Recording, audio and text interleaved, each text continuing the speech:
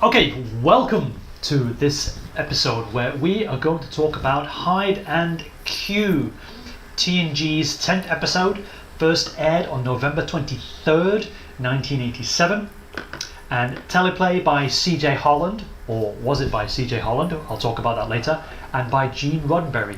Story by CJ Holland, or was it actually CJ Holland. Directed by Cliff Ball, in universe date 41590.5,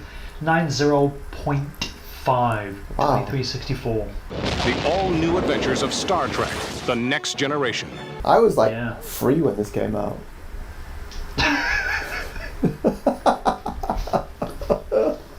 Well, didn't we cover that last episode? You're 3 for the whole of season 1, I bet. Yay! Basically. Yeah. My God. By the way, the title of this just makes little to no sense. There's no imagination. Like, it's supposed to be like hide and seek, and they've just gone hide and Q, and like, but no one's hiding at all in this episode. So I'm just Right. I didn't actually pick up on that. I wasn't going to talk about the title in my notes. okay, yeah.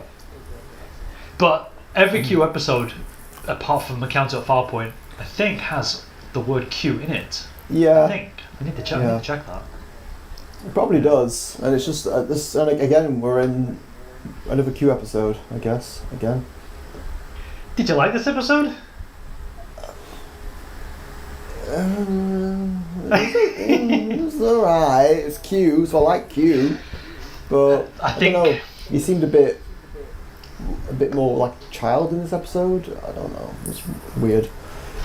This to me seems like John Lancie is settled into the role already, and the Q that I see here is the Q that I've seen throughout the rest of Star Trek. Yeah, that's fair. So he's got the character down pat, and it's the only thing that saves the episode. It's worth watching because of John Delancey's performance. Everything else is questionable. Yeah. But I'm going to list off my good bits, and then you can pick apart any of those, and then we'll see where we go. Are you ready? Because I've got quite a few. Go. I have this weird fetish, but I like the fact that we're on a TOS set. Okay. Oh yeah, I know. I noticed that. Yeah, I noticed. I picked up on the fact. I like how Worf is played, because this gives me season 3, 4, 5, 7 vibes of Worf. Okay. I like the fact that Wesley is confused as fuck as to why, and then he gets brutally murdered. Like, he's a child, and I like the effort they made into the colony set, and of course the sexy Klingon. Sexy Klingon. So there's lots of things here actually to enjoy over the last episode. So I'm definitely sure. Where would you like to start? they got like transported to the low budget set. The lowest of budget sets. It's like plastic rocks included and everything. From the beach. I literally Just thought around. like the Gorn monster was going to come out and at some point, but no, they had weird dog type alien things attacking instead. I don't know what the hell they were. I liked it for the wrong reasons. Well, because Wesley got murdered. No. I mean, no. Actually, there's a shot. There's actually many shots where they go long, and usually in these kinds of sets, you know they're sort of claustrophobic because it's a small set. But here, there's a wide, and they're so far away, and I'm like, oh, that's actually interesting, considering it's in a lot somewhere. It's not outdoors, so they're trying to capture some of that maybe instead of maybe. I think this is the first time we saw Riker do his putting his leg on a rock sort of thing, that pose, that stance that he does. Oh yeah. It's like his leg up. Yeah. With his crotch pushed out as far as he can get it. That's right. Isn't it the hussy shot or something? So like it just switches, just goes to a scene and he's just there like. But I mean, there's a meme going round where if a woman's legs are open, that means she's available for everybody. But if her legs are closed, then her behaviour is much better. She's not for everybody. I've not seen that. So, anything else that you want to respond? Just the set design, I guess that was, like you say, it was okay, but it's just, again, a throwback. Definitely a throwback. But we watched the remastered version, so it's even better, actually. Oh yeah, sorry. Than the original DVD. What else did you say? I can't. What else was the other one? Sexy Klingon. Sexy Or boy genius gets impaled with a bayonet. Sexy Klingon was interesting because, I don't know, during that scene when they're kind of intimate, in the throes of intimacy, there was some weird music choices behind that. Like it sounded like an Exorcist type music thing was going on instead of sexy music. There was just a weird horror theme behind what was going on. I didn't pick up on that at all. And then again, Geordie is just like, that's what sex is to you or something. But like prior to that, like Wesley got his kind of wish of being like 10 years older, even though he's not way older than 10 years older. And then Geordie just goes like, What did he say? He went like sort of like, not bad. That's with Tasha though. No, it was it's both of them. Wesley was like, not bad. And I'm like, bloody hell, Geordie, what are you into? Aged up boys. And Tasha, of course. Well, yeah, he looked at Tasha when he got his sight or whatever for a brief moment, but it was just a weird line for him when Fingy got transformed into an older guy. The reason why I probably didn't catch the music for the Klingon woman, by the way, is because I was staring at her ass, and when she flipped, her bum cheeks actually wobble, and I thought, oh, it's a bit... Not to sound like a prude, because I'm certainly not a prude, but I thought, this is family television. We've just seen Wesley get spiked, bayoneted, and then we see ass cheeks clapping. Like, literally like, la la la la la. Like, when she hits ricochets off the floor, da la la la la. It's like, okay. So yeah, I did. Her bum was making different music. I didn't pick up on what you were listening to. I saw other things. I saw sounds and heard sounds, and you saw clapping of ass cheeks. Right. Big time.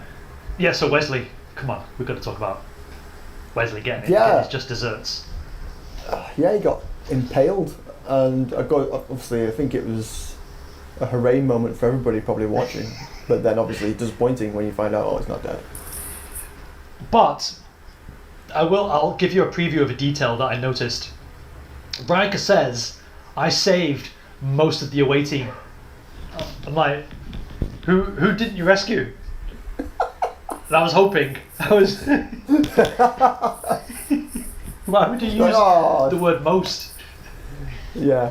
Why not just be categorical? I saved the order. Anyway, that aside, the horrific nature of Wesley's death is really shocking, because you would normally see that from an 18 movie, maybe like from Deadpool, where he's like holding onto it with his hands and there's blood. Yeah, quite graphic for, I guess, before like Watershed TV or whatever. He gets impaled from behind. There's a meme where they caption Wesley's face at the point of being bayoneted. He's like, and someone says, well, for those that haven't, it says, "Why does this image give you so much pleasure?" Poor Wesley. Indeed, because he just randomly turns up, and so he's included, and so of course, on the second watch, I noticed it, but he's like, "What am I doing here?" So he's clearly confused as a child, and then he gets stabbed. I can't overstate that enough. He gets bayoneted. And he handles it like a man. I'm telling you, he doesn't scream like a girl. He's like, oh my god. But jokes aside, I am actually shocked that you see him in that level of gory detail, because you don't get that from Worf. I don't know where he sticks it. It's probably where he sticks it actually, because it doesn't look like he sticks it in his chest. It looks like he sticks it. Worf gets. Like, why not Worf? Why just the child? Sick folks. Wow. True. Colony set, I said I liked. The what? The colony set. Oh yeah, the colony set. They actually make the effort of, like, let's have some water, little rock pool, and some rocks, and then people with burn marks. I was just like, that's just an original series set. Like, what the hell's going on and what are we doing? There is, to me, a surprising level of effort that they use to make these sets, and I'm just astounding at the details. That's just a personal thing. Considering its time, I'm judging it for its time. Yeah. And I'm like, oh, okay, that's a lot of effort. It's just like the rape scene, the Hunter rape gang from Tasha Yar's flashback. Like, Okay, yeah. That effort, there's probably more effort in her scene actually. But I'm like, whoa, okay, congratulations. Yeah. So the production values, I'm always very happy with. Just the writing at this stage. I liked the start of the episode. It seemed a bit more serious, a bit more tense with the opening, because they actually have a mission and they're going to a planet that needs medical assistance. So I'm like, okay, it's opening quite serious. The tone is different. This is good. And then Q appears in a weird sort of free snake, really bad effects sort of thing. I was like, what is that? Look, what a cheesy effect. Breaks the episode. Breaks the episode completely. From that to this, and I'm like, oh, we're back at normal TNG season 1 times. At least it doesn't feel like 2 episodes, like Encounter at Farpoint did. No. There is that. But you do make a great point. The pacing starts off really well, and then when they're talking about Riker having magic powers, the episode slows down so much. Q gives him like Q powers and the sort of thing about using them, and I think Q says something like he wants to understand why humans have the drive to grow as a species, and when no other species he's come across has been like that or something along those lines. Wow. That sort of was interesting. And then he sort of gives them all what they want, like, so he gives Riker a lemonade and gives them all different drinks that they wanted. Worf tips his out, typically, and then throws it away, and then the glass shatter is like super loud. Do you think that was blood wine or prune juice? Oh, prune juice, surely. Q was like trying to get in there before Guinan. This is prune juice, bro. Again, gotta try it. That opens up a load of new questions as well. So if Q can read minds, doesn't that like open up a load of questions like to what he can do? Right. So it raises a lot of questions. Yeah, which doesn't get answered. Are we going to move on to bad things now? We okay. Chink, tell us your good things. Leave a comment down below. Have you noticed the YouTubers, when they have a conversation for 5 minutes and they'll say, guys, what do you think? Leave a comment down below. And then 10 minutes later, guys, what did you think? Leave a comment down below. Yeah, they do. Leave a comment down below and like and subscribe. Guys, drive up the engagement so we get more views for the video. Ring the notification bell and click the subscribe button so you know when we put out a video every single time. Yeah. Do it now. Right, bad bits. Blew out the hatch. They were all sucked out into space. Correction, sir. It's sucked out. You go first. I was going to mention the set, how it's old. It looks low budget. And you're like, oh, I like that set. Yeah, and I'm like, oh. Yeah, but I like it for the reasons that you don't like it. There's not actually a lot I didn't like in this. I mean, Riker having a little bit of a moment where he can use Q powers and get affected by it. Maybe that was a bit out of character for him. Maybe a little bit. A lot of but it. There wasn't really a lot I didn't like about the episode. I thought it was pretty good. Tasha being put in a penalty box was quite funny because she just started crying on the bridge and Picard's just like, what are you crying for? This was one of the better episodes. Obviously, it's probably because it's a Q episode again. But I like it. It's interesting because when they get to the planet where the medical emergency is, finally, they get there and Beverly just shows again why she's like the worst doctor in Starfleet again, because she just abandons this woman she's treating when Riker finds this little girl trapped under the rubble. So she just goes, and then goes to the little girl instead. And then Riker's in the dilemma of like, well, I could use my powers to save this girl or not, and that's quite an interesting sort of question. Just as an aside, you just reminded me of an episode of Voyager where the Doctor goes insane because he can't decide, or he made a decision on who to save. Okay, they have to like reset him until that in the episode where they just let him be and let him like work it out by himself. Here, Dr. Beverly Crusher kind of does that. She's like, but it's an easier choice. It's like, you've got 3rd-degree burns, but she's dead, or she's possibly dead. So I need to go.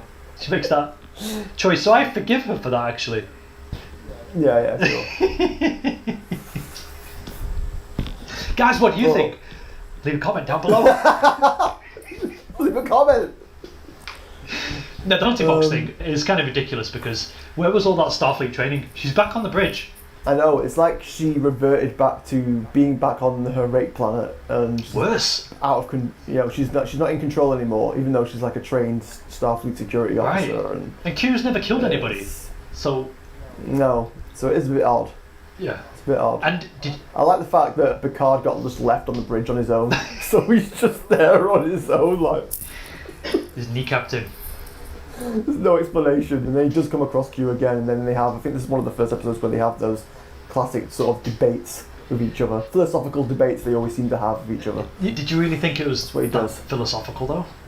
No, but it's the beginnings of them having that sort of rapport and back and forth that they always seem to have in every episode they see with each other. Which, when they start throwing Shakespeare at each other, like Q loses and he gets upset, and I thought, really, Q? Would you really get upset with an IQ of like 14,000 or something?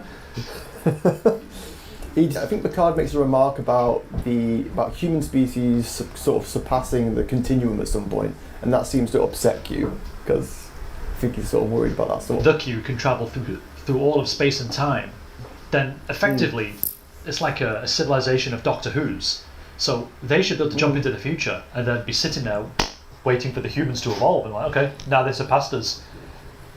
They should be, but the TNG never really explores that. The fact that they can go so far into the future, so far into the past, and then they can just see everything. Yeah, we've only been to the continuum a handful of times, haven't we? In all I think there's once. Lore or whatever. One time in Voyager they go. I'm sure didn't they go twice in Voyager? I just remember the long road from getting from here to there. I know the long road, but then there's the other episode where Janeway goes in. There's a civil war in the continuum, isn't there? And she goes in. He takes her back. Oh yeah, it's like into that American Civil War 2 times. Yeah, okay, yeah, it's a different reality. Yeah. Good spot, good memory. I wasn't really like entertained by the whole philosophy thing because it falls down when you're dealing with Riker, which is one of the worst parts of the show because Riker's turn is just so unbelievable. I just feel like he's a bit more of a stronger character than that to be sort of tempted by having Q powers. Right, he's got an air to him where he's like he's basically trying to communicate to the audience, I'm better than you now, I'm more capable, developed than you, I'm a higher form of life form, and yet this is how he treats it.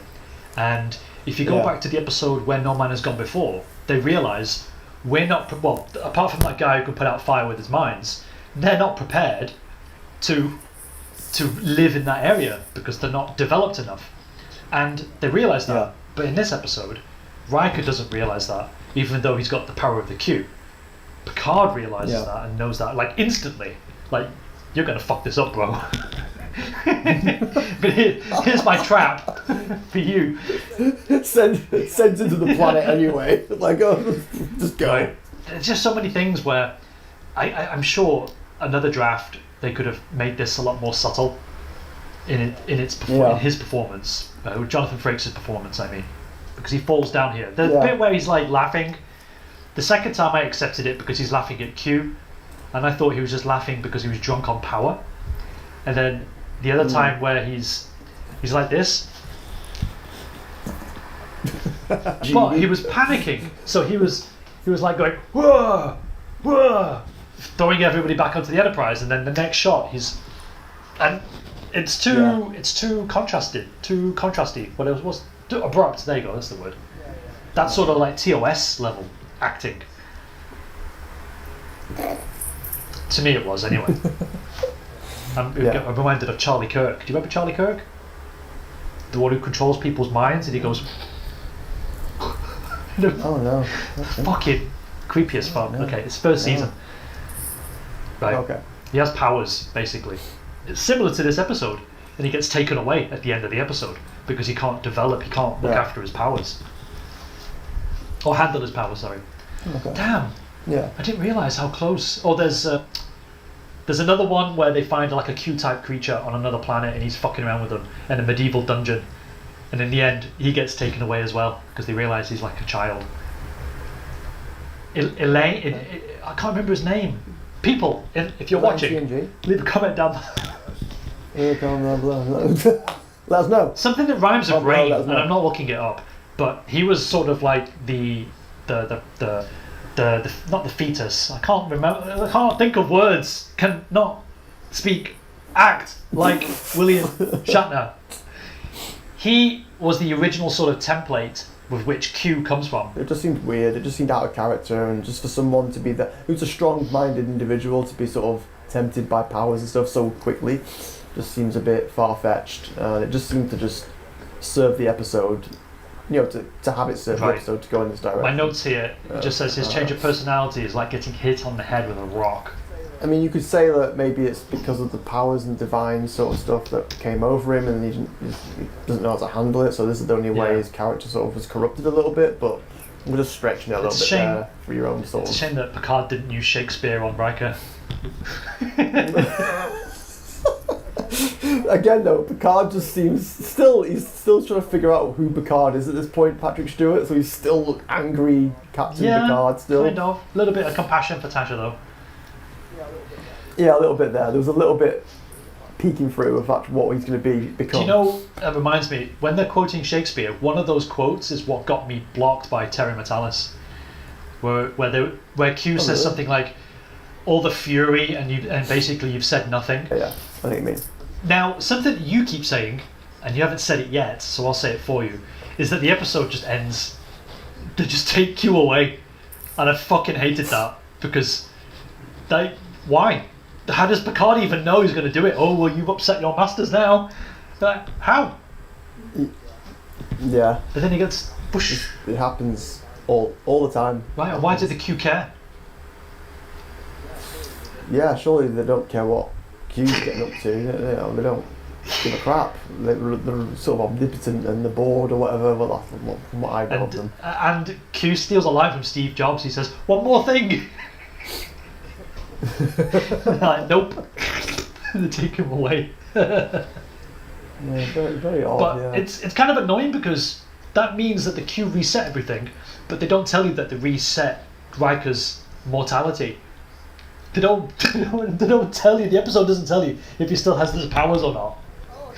Oh no, yeah, you're just left wondering. I mean, he could still have his powers for what you fucking know. He's that's like, how whatever. annoying it is. Because even then he says, "Have you laid in the coordinates?" And he's like, "Geordie, you've got my coordinates." And it's like, did he put them there with his Q powers? Because you didn't see him touch the computer.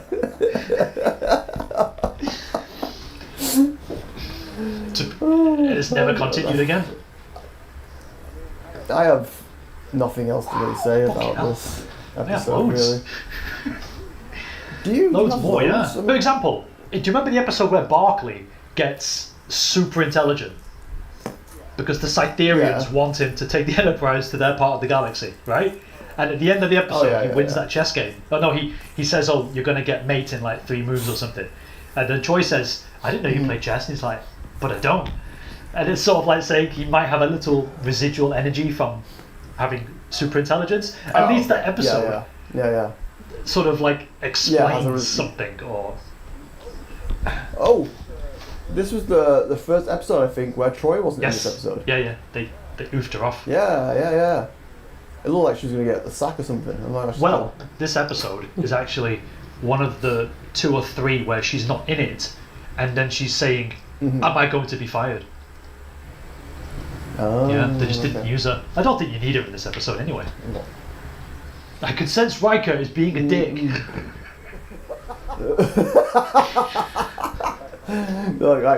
We know.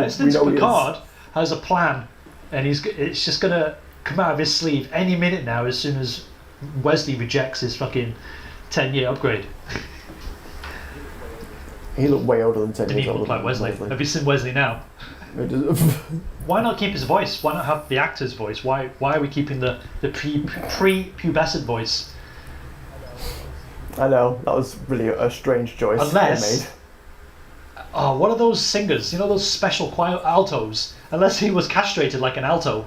Maybe, you don't know. Yeah, he's just got the brawn. I just can't get over the fact he's just like, not bad. It's just like, no, Geordie. What? I bet Riker was just like, well, I don't even know what you want anymore. Is Adam gay bashing right now? Please leave a comment down in the chat. We want to hear from you. I'm not gay.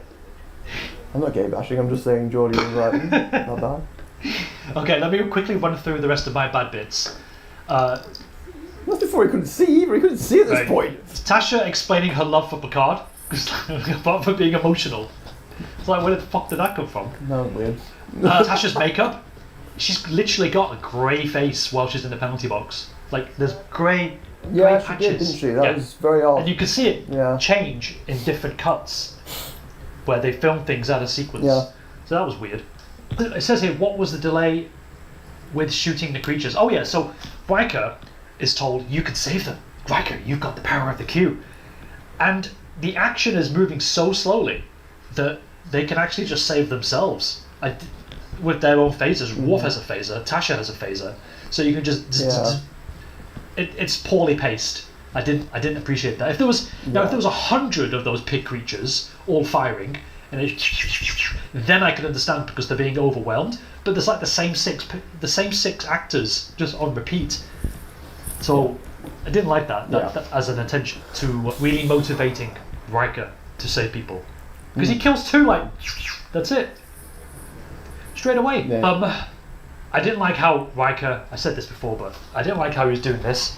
He looked like a hot hand job, just like, look how great I am. I didn't like that. Yeah, I wanted a scene. So actually, this is not fair. So this should be a detail, really. But I wanted a scene from the episode where Riker is in his bedroom playing with his powers. Like, what can I do? Turn myself into a fish? Turn myself into an eel? 2 dicks? 3 Troys? A menage a Troy? A real one this time? Like, play with your powers, and he didn't. Make fire? Make ice? It was weird because like he just knew how to use his powers from the get-go, so that was a bit odd. Right. Yeah, maybe that scene would have helped. Because he leaves, doesn't he? He says, I want a meeting with you all. And he fucks off, and then he comes back, and I'm thinking, okay, that would have been the missing scene that this episode needed a little bit to like sit there and just go, just play with all sorts. Yeah. Imagine if he's got the power of the Q, he could have explored all of space and time and then come back to the exact moment to then say, well, this is why I'm so cocky, and I know if I give you everything that you want, but give all the guys what you want, not the women, the guys, then. Yeah, he's just like, I know everything now, complete space. I'll see you back at Earth. Oh, it leaves a lot to the imagination. I've seen the terrible TNG movies we're going to do in the future, so that's just not. I've seen how Picard dies and then comes back as an android. I've seen the alternative canon. So you win this one, Picard, but I've seen your fate. Fuck you. But he could have done, couldn't he? That's the problem. This episode overall feels very limited in its scope. It's just like, okay, you've got powers. You didn't save the Asian kid. Boo hoo. I'm going to make Wesley a man. Oh, you don't want it? Okay, I lost. Come on.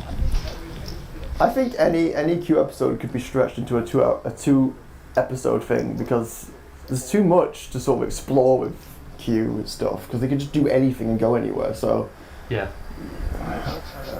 more time is needed with these sort of episodes. I totally agree. Okay, those are mine and Adam's good and bad things. Now we're going to talk about details, little details, nitpicks, but I just want to call them details from now on. Oh no! And I actually have more details than bad things to talk about. So I'll try and speed through it. Details? I'll try and speed through it, but Just speed round right now. are you ready? Okay. Go. Worf jumps to defend Captain Picard before Tasha does, and he gets his phaser out, and the way Tasha is then behind Worf, but her phaser is pointed at the back of Worf's head. How does Tasha know she's in the penalty box? Because they talk about the penalty box after she gets beamed away. You can hear the echo of their voices on the wooden bridge.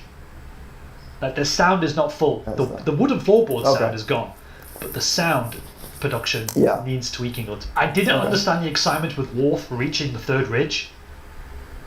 Like, what's special? Geordie says, "Oh, he's at the third ridge," when the Data's like, "Oh, what the fuck? What? What? What does that mean? Because Worf was scouting ahead.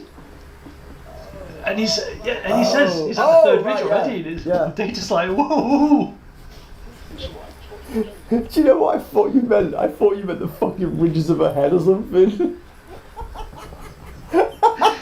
Oh man, isn't that racist to get those things confused or some shit? Oh. Ridges with ridges. That's funny. Is it what? I'm Yeah, being racist Klingon against racist. I'm sure. I'm sure in about 5 years' Yeah. time, it will be racist to be racist against non-existing entities. Depends how far left the left go. But and why does Worf need to do that? But it reminded me of those old. How can I explain it? There used to be some old games on the NES or the SNES where you could reach a certain distance, and if you didn't go far enough, you could see what the enemy was doing.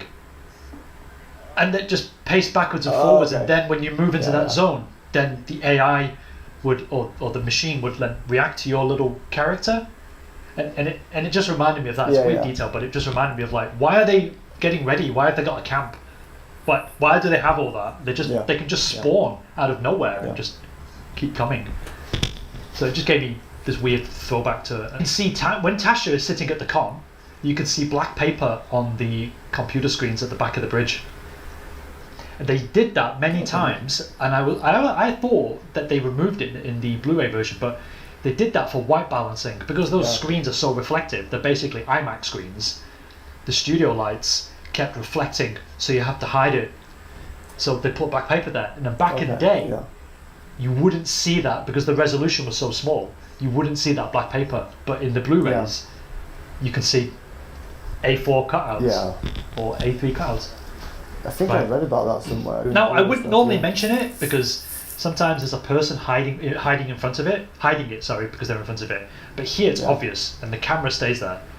So I would have thought that would have been removed in the Blu-ray. But so the Asian kid is under that pile of rubble, right? Data goes over and starts picking up the biggest fucking rocks and just throwing them like candy. Geordi picks up a fucking handful. the size of an apple mouse. Just he's out. Yeah, he is helping. It's just that I just thought it was fucking hilarious. I agree with you. Geordi is eyeing up Tasha. Like that's the only thing he can say.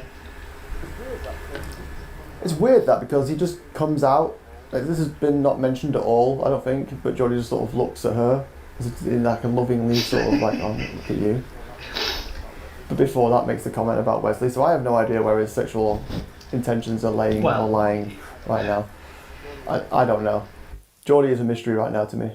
And he will always be a mystery because his love life is ridiculous on TNG. That he always messes up the relationships, and he has family off camera. That's how it's resolved. My last thing, which is the detail, and then we can move on to other things, is Riker's chest hair. He's the only person who shows chest hair right here. He's got curly black hair here. And I keep wanting to mention it in all the other episodes because I can see it and I forgot. So now I'm finally mentioning it. Guys, do you think it was worth mentioning? Leave a comment down below. But no one else has the chest hair. And I'm just wondering why they leave his there. Is it because he needs to exude masculinity or something? He does. He is a sexual beast. I don't get it. But it really throws me out.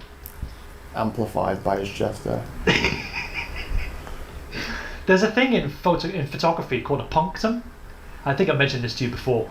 But basically, if you ever look at a photo and it seems more real because of one interesting detail, then that's what it is. That's the punctum. And to me, Riker just looks more real because I can see his chest hair. But it can be anything. It can be like white hair, blackheads on a nose. It can just be anything in any photo. But if you take that as a still image, his chest hair just makes it more real, and I'm like, oh, this is an actor, not a character now. If nothing else, I have learnt a new word today and what it means. I'll spell it for you later. I'll leave it in the show description. I have 2 memorable quotes. You know what my memorable quote is? I've said it like about 3 times. What was it? It was just like, not bad. Oh. Picard says to Riker, "Quite right, so you should." Riker feels like he's stupid, do you remember? Picard is so certain of himself. He's so strict, man. He's so fucking stern. Yeah. Everything he says is so sharp and cutting.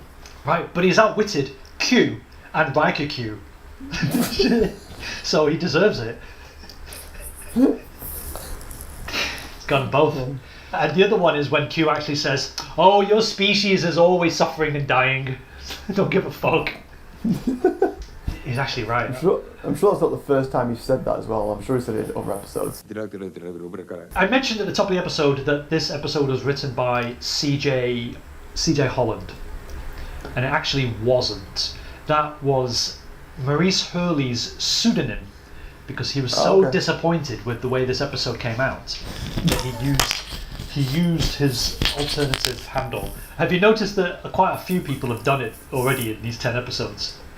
No, you can't just do that. You can't be just you put your name down, stick to it. There's partially a good reason for it, and two of the first fun facts are about Maurice Hurley. So this episode was written twice. First time by Maurice Hurley. This was his first assignment. So he just started. He's just been hired, but I think it was by Gene Roddenberry's lawyer for some reason. I can't remember why. But Gene was so upset, he ignored Hurley as they passed the corridor every day, and they pass in the corridor like 4 or 5 times a day because they have to work together. He ignores it, right? And then Roddenberry rewrote it himself. And honestly, it makes me wonder like how bad the first draft was, because even this wasn't exactly, a well-polished boots, was it? Well, we don't know how much he rewrote. You know what I mean? Probably just threw in the Shakespeare. Who knows? Maybe, yeah. The Memory Alpha doesn't say what the original concept for this episode was. He just added in the old set. He was like, "Well, throw in that set. That's where they're going to be transported to." And let me just park the other Hurley fact for a moment and jump to fact 4. There's a novel Q&A that establishes that Q was sent by the Continuum to give Picard the powers. But he disregarded the collective and gave it to Riker. That's why the Q are probably upset in this episode. Okay. You need to not indoctrinate Picard, but you need to compromise Picard, not Riker. Okay. Possibly. So, Hurley again. So this is the first time he's on the show, but he's the guy who creates the Borg. He invents it as the one unstoppable enemy for the Federation to deal with. That was his plan in season 2, and then it changes because they change the Borg because Maurice Hurley leaves at the end of season 2, and that's why Gates McFadden comes back. Her and Maurice didn't get on, so that's why she's not in season 2. It's Dr. Pulaski. Right. Okay. So, okay. now you know. This guy has certainly an effect on TNG. Does that's the oldest Doctor, isn't it? Yeah, who's like Bones from TOS basically. She doesn't fit the mold of this at all. I feel like she's completely out of place in this whole. A lot of people don't like her, and yeah. I can see how, but she's not actually that bad. She's a pretty decent character.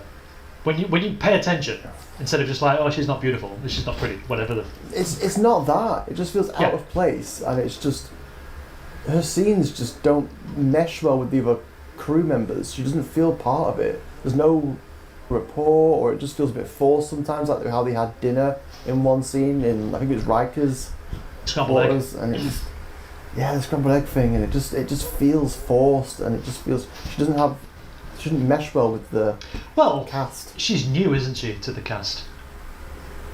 Yeah, that's all. The others have had a year to settle in. But it's interesting that in that episode where they introduce her, they do say that Beverly Crusher is taking a sabbatical. So it's not like they intentionally left the door open for her, but they wrote it in such a way that they could actually leave the door open for her, because Maurice Hurley wasn't planning on leaving at the end of season 2. Let's have a look here. The next one, the illusionary female seen in this episode is both the first Klingon besides Worf and the first female Klingon to appear in TNG. This episode marks the first appearance of LeVar Burton without the visor or contact lenses. The second is in the 4th season episode Future Imperfect, and then the third is the last in season 7 called Interface. That's the one where his mum dies and he's in the VR suit. It's really shit. Did you notice that Q is wearing 3 pips when he's talking to Riker. I do pay attention to sometimes when he's wearing the Starfleet uniforms because he does always give himself a high rank. Yeah. But this one was like, okay, yeah. The Memory Alpha doesn't say this, but I say this. I felt that he went down to three pips because he's trying to relate to Riker. Yeah. I could be reading into it too much, but that's how I saw it. Because when he becomes Data, he's just Data. But here, he's trying to talk to him as Commander, not above him, show that he's equal. So I like that. Faith Minton played the sexy Klingon, and she got no credit for her appearance. All that growling and all those butt cheek clapping, no credit. She was all that work. She was a stunt woman for various TV shows and movies, so I'm giving her credit now in my memorable facts, in my fun facts. The most famous movies and TV shows: Smokey and the Bandit 3, Miss Congeniality 2, Armed and Fabulous, Knight Rider, and Murder, She Wrote. She was 31 when she featured in this episode, and now she's 67. So there we go. Shout out to Faith Minton. Oh, yes. Let's go. Let's go. Summary time. Ada, how can we best go about it? This episode's okay. I kind of liked it for as we talked, John Delancey's performance, and obviously I bring me up when I interpret this episode. I don't feel that the topic of godhood is adequately explored. There's not really any details that I can glean from this, but it's also something that we could never relate to anyway. What would it be like if I was a god? I mean, I'm a god to these little guys, but it's not the same feeling. I want to feel like a god to everybody out in the world, my fellow humans. And this episode doesn't help me whatsoever, and it's drawn out. Could have been nice if we got a sequence of the gifts, better gifts, because they don't give gifts to the women for some reason. No Tasha and Beverly. I don't get that. And just as much as they don't talk about him having the powers or really utilising them, they also just take them away at the end of the episode. So it's so rough with what it's trying to... Felt like the pacing at the start was a lot better. It just felt like a bit more serious at the start, and then it sort of branches off into this weird, Riker's going to be having these Q powers, doesn't really do a whole bunch with them. But thematically, and what do you think of the theme? The theme of like what is it like to have god powers? Like, anything to add to that? I mean, it's not really explored a lot in this. It's just Riker seems out of character, and he doesn't really use them that much, and it's just there's a great idea in here, but then they don't explore enough with it to even make it very interesting. It's just very middle of the road. Q gets involved, there's some shenanigans, and then the episode just ends. There's no character development as such in this, really. Yeah. It's just everyone seems the same, and it just seems to be like another throwaway episode, but just a little bit better than what's come before, and maybe it could be on the road to something a little bit better down the way, but at the moment it's just meh. And this could have been a two-parter if they stretched it out more and explored different ideas of what it's like to be a god and what it's like to have Q powers. Having a human being thrust Q powers onto them, and what would they do, and what shenanigans they get up to, and testing the limitations of what you can do when you have these unlimited powers, basically. But it's never explored, and it's never there's no questions asked or anything like that, and Riker just seems completely out of character, and then just folds his arms a lot and just doesn't do anything with it, and then acts like a bit of a dick for many scenes. It's just it's Have okay. you seen the TOS episode? It's the first one with Kirk, and they go to the edge of the galaxy. Right. And Gary Mitchell Yeah. gets the silver eyes, and he becomes a god. And then Kirk has to fight him. He has to fight a god. Okay. To fight a god, but Kirk wins. Yeah, obviously. of course, Kirk wins. Yeah. That's his MO, isn't it? But that episode, even though it's much older, that does more to sort of give you consideration to think about what it would be like to be a god, rather than this episode. Yeah. This one is like a pale imitation. It's weird. We said like there's not two plots, but there is. There's the obviously the Q thing, and then in the background you've got we've still got to go to the planet and deal with the medical emergency, and then they do, and then not much is done there. They just sort of beam down into a hole. What could you do with and they that? find some survivors, and then that's it. Yeah, actually, I said, what can you do with it? And then I just thought of an idea. Riker could have rebuilt the colony.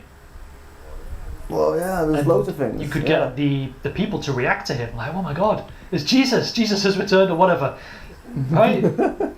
Yeah, you could do on a sort of on a societal level. How would they react to a godlike Federation officer? Yeah, and then there could have been a statue. with them like this, Yeah.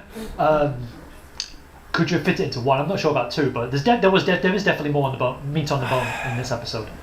Yeah, it could have been a lot more. So again, it's a bit better, but it's frustrating because there's good ideas there, but just not implemented very well. And you're kind of like, Or not even considered. yeah, well, not even considered. You got to wonder what happens in the writing room, and just like, well, that'll do. Next episode. This is what happens when Gene Roddenberry doesn't talk to the fucking writer. He just wants like sex and people half naked and men wearing skirts. Which I'm still for. Like, let's bring the skirt wearing men back. Let's do it. Bring those uniforms back into more New Trek. Let's go. Let's do it.